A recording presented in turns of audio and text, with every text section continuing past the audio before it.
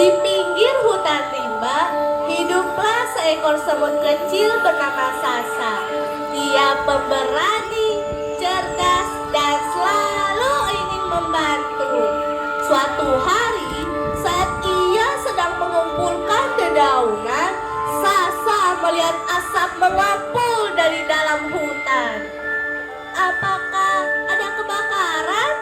Sasa khawatir. Sasa segera berlari ke tengah hutan. Di sana, ia bertemu Koko, si penjaga langit hutan. Sasa, para penebang datang. Mereka ingin menebang pohon besar yang telah kita rawat, ujar Koko panik. Sasa memegang ranting kecilnya dan berkata, "Tidak bisa, kita harus mengumpulkan teman-teman semua." Sasa membentuk tim penyelamat hutan bersama Lala si kepik pemberani, Bimo si kumbang yang kuat, dan Titi si lebah yang pintar. Teman-teman, kalau kita bekerja sama, kita pasti bisa mengalahkan mereka, ujar Sasa semangat. Titi si lebah punya ide. Mereka akan membuat sarang lebah palsu di alat penebang pohon agar para penebang takut. Sementara Bimo dan Lala menyembunyikan peralatan mereka di semak-semak. Sasa bertugas memberi tanda jika para penebang datang. Pagi sudah datang. Para penebang tiba membawa peralatan mereka. Tiba-tiba terdengar suara dengungan Titi dan kawanan lebahnya dengan kencang.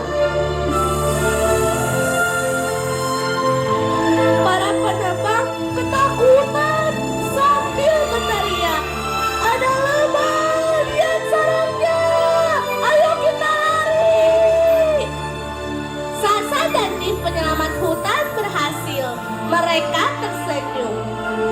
Beberapa hari setelah hutan kembali aman, tiba-tiba tercium bau aneh dari sungai. Air sungai mulai keruh, ikan-ikan lemas, dan tumbuhan di sekitarnya layu. Sasa mengecek sekitar, lalu menemukan pipa besar yang membuang cairan hitam ke sungai. Ini pasti limbah dari pabrik yang dibuat manusia, gumam Bimo sedih. Sasa dan tim penyelamat hutan mengadakan pertemuan rahasia di bawah pohon beringin. Lala si kepik punya ide. Kita harus memberitahu hewan-hewan besar. Kalau kita bersatu, kita pasti bisa mengalahkan mereka. Mereka segera memanggil gajah Kino, harimau Sangkara, dan Opi si orang hutan.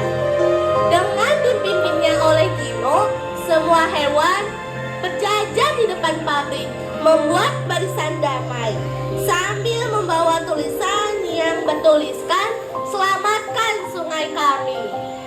Di depan pabrik, ada seorang anak kecil bernama Bara, melihat dan berkata kepada ibunya, "Ibu, selamatkan mereka, jangan rusak tempat tinggal mereka."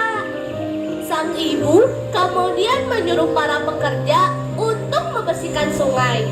Hutan kembali terjaga, ikan-ikan berenang ceria, dan Sasa tersenyum kembali. Namun, itu tidak berlangsung lama. Hujan deras mengguyur hutan. Sasa dan teman-temannya yang sedang bermain terlihat cemas. Air hujan mulai naik, tidak bisa mengalir keluar. Setelah dilihat, sungai penuh dengan sampah manusia. Sasa cemas, takut akan terjadinya banjir besar yang mengancam rumah mereka. Sasa mengumpulkan teman-temannya lagi dan membawa seperangkat peralatan untuk membersihkan sungai. Namun, badan mereka tak kuat. Sampah ini terlalu besar. Aku dan teman-temanku tak sanggup, ujar Sasa menangis. Tak lama, datanglah Bara si anak kecil bersama teman-temannya. Mereka membantu Sasa membersihkan sampah di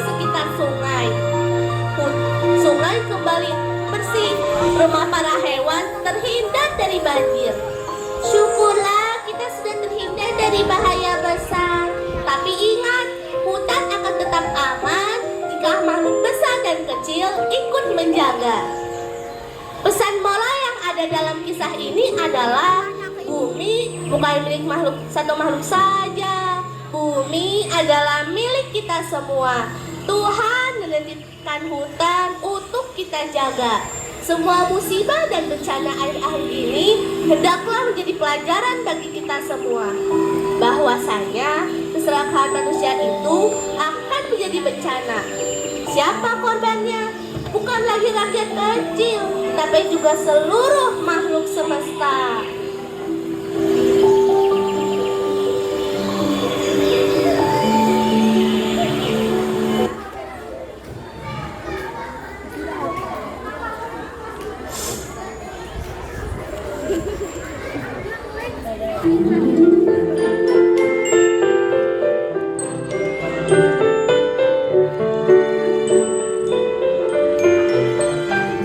Sungguh indah pemandangan alam sekitarku, bunga-bunga, kupu-kupu kesana kemari, langit cerah, angin sejuk, daun pun menghijau, burung-burung melompat dan ramai berkicau.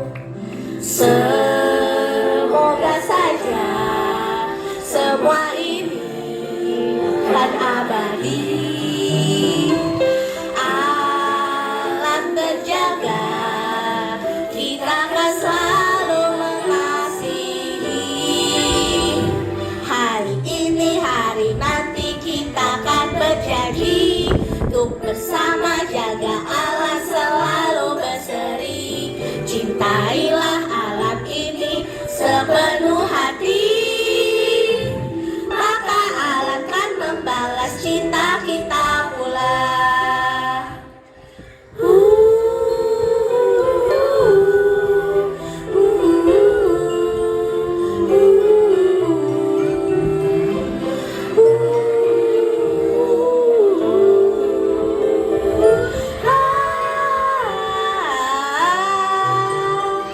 Hari ini, hari nanti kita akan berjanji untuk bersama jaga alam selalu berseri. Cintailah alam ini sepenuh hati, maka alam kan membalas cinta kita pula.